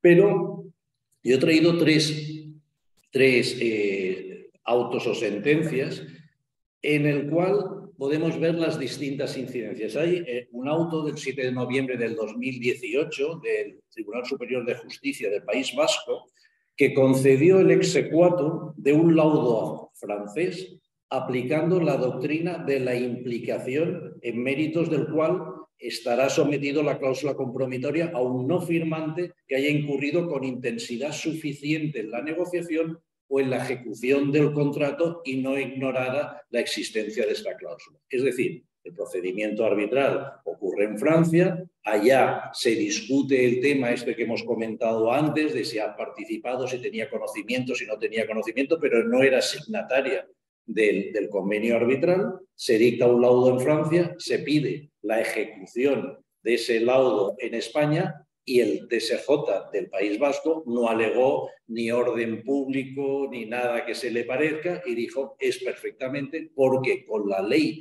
de donde era el convenio se ha entendido que ello era posible y permite automáticamente la ejecución de ese laudo, aun cuando no fuese parte signataria del convenio. Hay una sentencia reciente de la Audiencia Provincial de Barcelona del 29 de abril del 2021 y el Tribunal Superior de Justicia de Cataluña es muy propenso al tema del arbitraje, muy favorable al tema del arbitraje, en el que se plantea por parte, es un procedimiento que pone una parte contra tres empresas que estaban realmente, o al menos parecía, absolutamente vinculadas en el mismo tema y del cual solamente había firmado una el convenio. La parte demandante quiere meter a las tres en el convenio arbitral, plantean estas dos una declinatoria diciendo, oiga, no, nosotros no hemos firmado nada, vamos a un procedimiento judicial y tuvieron que ir al procedimiento judicial con respecto a esas dos porque consideraba que por mucho que hubiesen participado, etcétera, no tenían que ser parte. Y una sentencia del Tribunal Superior de Justicia de Madrid del 26 de octubre del 21, en el cual establece que cuando una parte se subroga en un contrato, no es necesario que expresamente declare que se adhiere también al convenio arbitral inserto en dicho contrato. Con lo cual es otra de las discusiones muchas veces que se plantea, es decir, cuando hay una empresa o un contrato, alguien que se subroga en un determinado contrato, yo tengo que además decir que, bueno, me suscribo en el contrato y además en la cláusula concreta, porque sabemos que la cláusula compromisoria o la cláusula del convenio arbitral es una cláusula que es como dijimos, independientemente del contrato principal, con lo cual se podría obligar a que firmase también eso o que más ratificase. Pues esto lo saca esta sentencia diciendo que no, oiga, si firma todo el contrato, entiende que esto se subroga porque tiene conocimiento. Con lo cual, lo que vemos es que, como se ha comentado antes, el tema depende. En cada caso depende, hay que analizar todas las situaciones y la jurisprudencia varía en función del depende. Muchas gracias, doctor Pedro Yúfera. Ya para ir finalizando con un par de preguntas finales, me gustaría preguntarle al doctor Luis Sotelo cuál es el tratamiento seguido por las instituciones arbitrales respecto a peticiones o solicitudes de acceso de terceros en un proceso arbitral. Esta decisión le compete al tribunal arbitral, a la institución arbitral. ¿De qué manera se ha ido tratando estas solicitudes de acceso por parte de terceros? Adelante, doctor Luis Sotelo. Gracias, José. Quizás haciendo un poco referencia a lo que Pedro señalaba en la introducción, cuando hablamos de la justicia ordinaria existe quizás un poco más libertad para que los terceros se presenten en los procesos judiciales, ya sea a través de un litis consorcio, una intervención voluntaria o una intervención provocada, que un poco él lo mencionaba, ¿no? Y quizás existe un poquito más de flexibilidad para que un tercero intervenga en un proceso. En un inicio, las instituciones arbitrales pues han dejado este tipo de decisiones en el árbitro, ¿no? Y el árbitro, como bien lo mencionaban los anteriores ponentes, tienen una labor un poco difícil, pues que es la de tomar las posturas de ambas partes y analizar ellos mismos si la evidencia presentada o la realidad de los hechos demarca insuficiente para determinar la entrada de un tercero a un determinado proceso. Cuando vemos quizás un tema de dos partes, pudiera quizás simplificarse, pero todo este tema se complica aún más cuando existen pues una multitud de participantes, y ahí es cuando quizás el tribunal, como lo mencionaban mis anteriores ponentes, pues está en una difícil tarea. Pero yo creo que la decisión final sobre esto le corresponde al árbitro, y es el árbitro el que tiene que ponderar pues los puntos de vista de cada una de las partes para ver si admite a este tercero o si le deniegue el acceso, ¿no? Ok, gracias, doctor Luis Sotelo. Una última pregunta antes de pasar a las preguntas de nuestros asistentes que han formulado a través de la plataforma Zoom, y te invito a los expositores que puedan ir revisándolas para ver si les gustaría dar algunos alcances sobre estas preguntas. Tengo una última pregunta para el doctor Héctor Campos y está relacionada a la figura de la incorporación de terceros en el arbitraje. ¿Esta figura funciona de la misma manera en un arbitraje entre dos partes que en un arbitraje multipartes? Adelante, doctor Héctor Campos. Muchas gracias, José. Para ser puntual en la respuesta, no. Lo que sucede es que, como se mencionaba desde el inicio en la primera ronda de preguntas, el modelo de contratación no es un modelo de contratación tradicional en el cual tenemos dos partes y estas dos partes han negociado todos y cada uno de los términos del contrato, y como consecuencia de ello, pues recurrimos a la voluntad como justificativo último del propio consenso que justifica el arbitraje.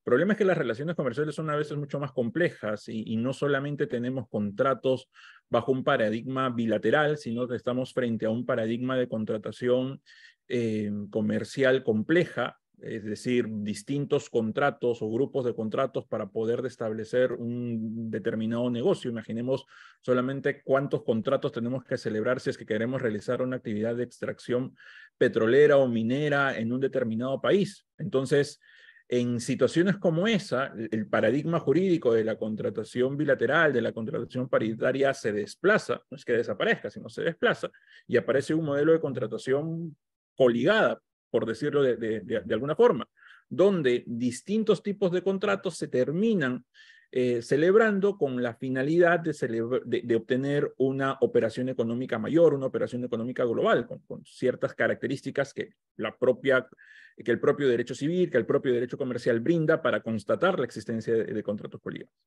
Entonces, ahí la problemática puede ser mayor, porque yo puedo tener algún contrato que tenga convenio arbitral y puedo tener otros contratos que no tengan convenio arbitral. Puedo tener contratos distintos que ambos tengan convenios arbitrales, pero que sus reglas de convenio arbitral no sean compatibles, como por ejemplo sean frente a distintas instituciones arbitrales, como por ejemplo que el idioma del arbitraje en uno y en otro caso sean distintos. Entonces, la complejidad que se genera en los supuestos de arbitraje multiparte es ciertamente diferente, incluso podríamos catalogarla como de mayor, a la que se presenta simplemente en un caso donde tengo dos partes y estoy discutiendo si un tercero viene o no.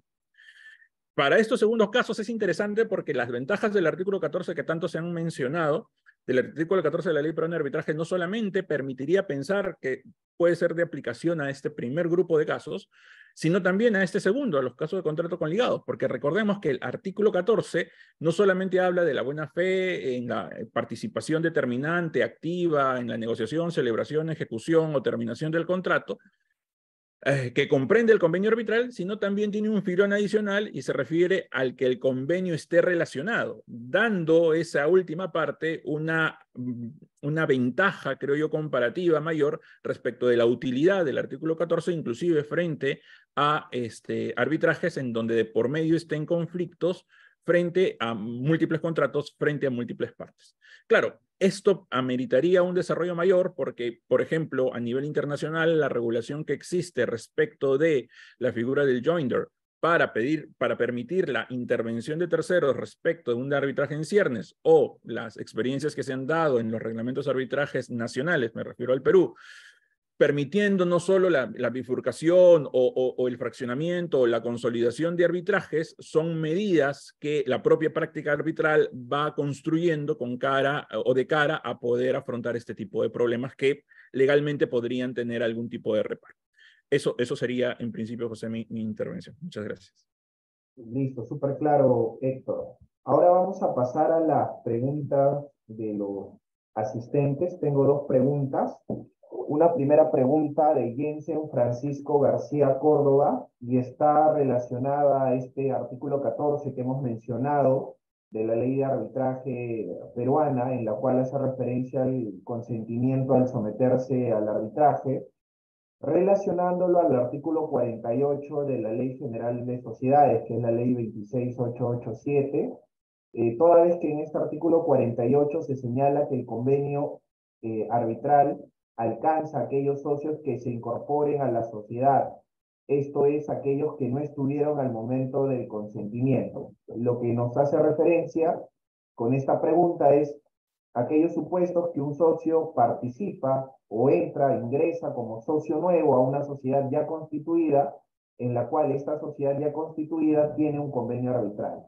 Nos pregunta cómo juega este artículo 14 respecto del consentimiento con lo regulado en este artículo 48 de la Ley General de Sociedades, haciéndonos la precisión que en el artículo 32 del Reglamento de Registros Públicos se señala que no se inscribirán laudos arbitrales que afecten a algún tercero que no suscribió el convenio arbitral. No sé si alguno de los expositores quisiera abordar esta primera pregunta. Si me permite la audacia, José. Sí, adelante. No me he tomado un pisco como recomienda Pedro, pero ya estoy entusiasmado con el caso que se plantea concretamente en el Perú. Me voy a permitir dar simplemente una opinión. A mí me parece que una norma reglamentaria bajo la Constitución que rige en el Perú desde el año 1993, me parece, no puede prevalecer sobre los mandatos de una ley. Este es, me parece a mí, un primer elemento dentro de la pregunta que se nos plantea. Es decir, el reglamento difícilmente, bajo el principio de legalidad que es fundamento del Estado de Derecho en el Perú, puede crear cargas que la ley no ha establecido previamente. pero eso, claro, le veo a Héctor un poco escéptico. En todo caso, es como yo plantearía la respuesta. Y en segundo término, a mí me parece que el socio que se incorpora posteriormente como parte de la sociedad, no es que no ha dado el consentimiento o no es que no estuvo al momento del consentimiento. El momento de su consentimiento es cuando él se convierte en propietario de las acciones o de las participaciones sociales, y es a partir de ese momento en que ya da su consentimiento a las obligaciones y a los derechos que nacen del contrato de sociedad. Por tanto, aun cuando no haya estado al momento de la constitución, él ha dado su consentimiento, y si pretende o ha ejercido ya derechos de socio, entonces la segunda parte del artículo 14 de la ley de arbitraje del Perú dice que el convenio se extiende a quienes pretendan derivar derechos o beneficios del contrato, aun cuando no hubieran participado en su celebración, en su negociación. Entonces, yo creo que ese socio, con independencia de lo que diga el reglamento, es parte no signataria del convenio arbitral, y por tanto viene alcanzada con todos sus efectos a esa condición de socio. Esa sería mi respuesta. Me encantaría saber qué es lo que piensa Pedro, Héctor o Luis. Sí, quizás alguno de los expositores tenga algún comentario adicional sobre esta primera pregunta. Sí, en mi caso no era un gesto de desaprobación, sino que estaba leyendo y revisando la normativa para tenerla lo suficientemente clara, porque en sustancia coincido con lo que ha dicho Edgar. O sea, efectivamente, el consentimiento está de por medio cuando el tercero que pretende ser socio de una sociedad forma parte de la misma. Es una suerte de adherirse a la regulación existente que existe en esa sociedad. Y si en el estatuto de esa sociedad existe un convenio arbitral, yo estoy manifestando mi conformidad con esas reglas al momento de decidir formar parte de una sociedad o no. Claro, eso implica una autorresponsabilidad o un autoanálisis de saber y conocer cuáles son las reglas que operan en una sociedad, todas las reglas que operan en una sociedad al momento de decidir formar parte de la misma. Y menciona lo que se establece en el reglamento de registros públicos. Claro, la situación o el fraseo que utiliza el reglamento es particular porque está suponiendo que es un tercero que no intervino, no lo llamaron, no formó parte del arbitraje, y no ha habido un debate respecto de la condición de este tercero en el arbitraje, y es respecto de él que se quieren realizar labores de ejecución a nivel judicial. Entendería que bajo ese supuesto, es decir, imaginemos que le llega en estos momentos a cualquiera de nosotros una decisión de un laudo que dice que se ha discutido sobre nuestra propiedad y que esto se está pretendiendo discutir en registros públicos. Ese es el supuesto donde el registrador puede decir, oye, se le notificó, participó, ¿qué dijo? No se lo llamó, no se le notificó, no formó parte, ni siquiera se le invitó, no se le corrió traslado de nada. Ok, frente a él, que no ha formado parte de esta discusión, no forma parte, no voy a poder realizar labores de ejecución para los fines de inscripción del laudo. Y en ese sentido, claro, es coherente la premisa de la que se parte de que un reglamento no puede establecer una contradicción respecto a una norma de mayor jerarquía. Eso es lo que tendría que añadir José Edgar. Sí, solamente para concluir, digamos, como una conclusión para la pregunta, efectivamente este artículo 48 de la Ley General de Sociedades hace referencia al caso de que dentro de un estatuto se encuentra inserto un convenio arbitral. Recordemos que el estatuto no es otra cosa que un conjunto de normas que va a regular el funcionamiento corporativo interno de una sociedad. Y si un socio que desea comprar acciones, que quiere participar de una sociedad, decide comprar acciones en una sociedad que tiene inserto un convenio arbitral dentro de su estatuto, al momento de realizar la compra de las acciones, está manifestando su consentimiento a este conjunto de normas internas. Dentro de ellas, la de que si existe alguna controversia, se someta a arbitraje la resolución de esta controversia. Yendo a una segunda pregunta que está relacionada al tema de sucursales, que es un tema que el doctor Héctor Campos comentó, si no me equivoco, María Fernanda Rivero nos pregunta si se puede aplicar la reserva en un contrato sobre las partes intervinientes del mismo en caso de sucursales. No sé si alguno de los expositores podría abordar esta pregunta, por favor. Ya no hay el mismo entusiasmo. Sí, adelante. A mí me parece que esta premisa rompe absolutamente el esquema que hemos venido manejando. Nosotros hemos partido de este supuesto de que no hay un consentimiento expreso, sino uno de carácter tácito. Pero en este supuesto en que se ha excluido de manera directa, clara, expresa a la intervención de tal o cual persona, de tal o cual subsidiario, pues llevaría a examinar a un tribunal arbitral si es que esa exclusión responde a la naturaleza de ese negocio jurídico y por tanto convenía a las partes que así sea, voluntad que tendría que respetarse, o si esa exclusión fue producto de una posición de dominio que en un determinado caso rompe un principio de buena fe y desde luego transgrede la voluntad del legislador. Es decir, no creo que pueda haber una solución única. Habría que atender las circunstancias del caso para poder dar una solución. Como diría Luis y como diría Pedro, pues todo depende, ¿no? No sé si hay algún comentario sobre esta pregunta por parte de los expositores o de repente desean hacer un comentario, reflexión final para cerrar este webinar, doctores. ¿Algunas palabras de despedida, de reflexión tal vez?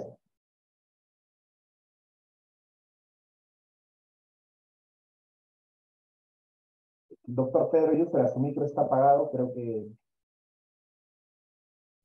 Ahora sí. Yo simplemente agradecer el haber poder participar. Yo no sé nada prácticamente informática, pero no sé lo que me ha pasado, que de repente me ha subido un corazón por aquí. Os lo puedo asegurar. Quiero decir que no sé si lo ha enviado alguno de los que nos ha escuchado o no, pero me ha pasado un corazón por aquí. Os aseguro que hasta ahora nunca me había entrado ningún corazón en ninguna exposición. Bueno, creo que es un tema que, como hemos comentado antes, es un tema muy importante, es un tema que cada vez es más importante y que yo creo que las distintas normativas y legislaciones de los distintos países creo que se tendrían que poner un poco las pilas sobre este tema para poder ampliar. Los que creo que estamos aquí amamos el arbitraje, consideramos que el arbitraje es una gran solución para innumerables conflictos y contra más podamos abrir sin vulnerar los derechos de nadie, aceptando que estamos en un acuerdo de la autonomía de la voluntad para someterse a esto, si les damos algunas herramientas para poder hacer, mucho mejor, y que no sean al final los tribunales los que tengan que dictar la jurisprudencia y que al final tengamos que llegar a los tribunales, que es lo que odiamos y lo que no queremos que pase. Con lo cual, simplemente gracias y no sé, ya he dicho esas palabras así de esto. Ahora me suben las manos de esto. Antes os aseguro que era un corazón. No, muchísimas gracias, doctor Pedro. Quizás algunas palabras del doctor Edgar Neira, del doctor Héctor Campos, del doctor Luis Otelo, por favor. Bueno, no, yo definitivamente agradecer nuevamente al Instituto Peruano de Arbitraje. De hecho, acá tengo una tercera interviniente. Bueno, me disculpo porque estamos en tránsito de vuelos, así que agradecer y definitivamente las complejidades que están existiendo ahora en todo este tema de los contratos. Creo que es un tema importantísimo, pero también un tema importantísimo lo que siempre sugerimos, ¿no? Nosotros como abogados. Lo importante es conocer el tema desde el inicio, porque muchas veces las empresas o los clientes contratan y siempre dejan al abogado de litigios para el último. Obtienen todos los asesoramientos desde el punto de vista corporativo y todo, y muchas veces este tipo de cosas no se ven, no se analizan ex ante y ex post. A veces los clientes o las partes se ven pues involucradas o inmersas en casos multimillonarios o casos que les pueden generar controversias. Por eso siempre quizás sugerir que lo consulten con su abogado de litigios, que a veces nosotros no buscamos pelear, buscamos prevenir situaciones de conflicto, ¿no? Gracias. Quizás algún comentario por parte del doctor Edgar Neira. José, muchas gracias por la invitación. Felicito al Instituto Peruano de Arbitraje por mantener vivos los temas que son de interés para la comunidad arbitral, no solamente en el Perú, en América Hispana y desde luego también en España. Para mí ha sido un honor compartir con tan distinguidos panelistas esta materia que creo que es muy importante que la abordemos. Muchísimas gracias a ustedes por haber hecho posible esto. A usted, estimado doctor. Doctor Héctor Campos, adelante. Sí, de igual modo, reiterar el agradecimiento al Instituto Peruano de Arbitraje, a ti, José, por la moderación, y un saludo, un abrazo fraterno a Pedro, a Edgar, a Luis, no solo por haber compartido este espacio, sino por su preocupación respecto de la situación que se está viviendo en el país. Así que muchísimas gracias por compartir este momento. Ha sido muy, muy enriquecedor. A nombre del Instituto Peruano de Arbitraje, le doy el agradecimiento al doctor Pedro Yúfera, al doctor Edgar Neira, al doctor Héctor Campos, al doctor Luis Otelo, por habernos acompañado en esta nueva edición del webinar. Brevemente, solamente quiero recordarles que el 26, 27 y 28 de abril, el IPA está organizando el Congreso Internacional de Arbitraje. Doctores Pedro Yúfera, doctor Edgar Neira, esa será la oportunidad para que se tomen un pisco sour aquí en Lima, en Perú. Como siempre, están cordialmente invitados a que nos acompañen. El doctor Héctor y el doctor Luis son peruanos, así que está de más hacerles la invitación porque estoy seguro que también nos acompañarán en el Congreso. Sin más, le cedo el uso de la palabra a Valeria Baltasar para que pueda hacerles algunas palabras de despedida y algunos anuncios. Adelante, Valeria. Bueno, muchas gracias, doctora, por acompañarnos en esta primera edición del IPA Webinar en este año 2023. Ha estado muy interesante cada una de sus intervenciones y estoy segura que será de gran provecho para la comunidad arbitral. Y por supuesto agradezco también la presencia de José Espinosa por su participación como moderador de este gran evento que mes a mes, como está mencionado, se realiza con la finalidad de poder difundir y dar a conocer el arbitraje como un mecanismo eficiente y eficaz de resolución de conflictos. Y por supuesto, gracias a los asistentes que nos han acompañado hoy mediante Zoom y mediante Facebook, y los invitamos a los próximos eventos que organizaremos. Una invitación especial. Este año vamos a dar inicio con los eventos presenciales, el 10º Congreso Nacional de Jueces y Árbitros, que se llevará a cabo en la ciudad de Lima, los días 9 y 10 de marzo. Asimismo, se les invita a la conferencia IPA, en el que se llevará a cabo el tema "Los roles del Tribunal Andino y los arbitrajes sobre el derecho de integración". Este evento se llevará a cabo el día 13 de marzo y es un evento coorganizado con el Tribunal de Justicia de la Comunidad Andina. Asimismo, se les invita a la tercera Conferencia Internacional de Arbitraje y Derecho de las Comunicaciones IPA. Este evento se llevará a cabo el 16 y 17 de marzo. Y como lo mencionó José, una invitación especial al 16º Congreso Internacional de Arbitraje IPA, que se llevará a cabo los días 26, 27 y 28 de abril en la ciudad de Lima.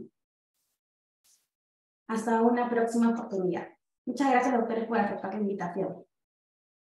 Hasta luego, muchas gracias, nos vemos, cuídense, buen fin de semana. Hasta luego.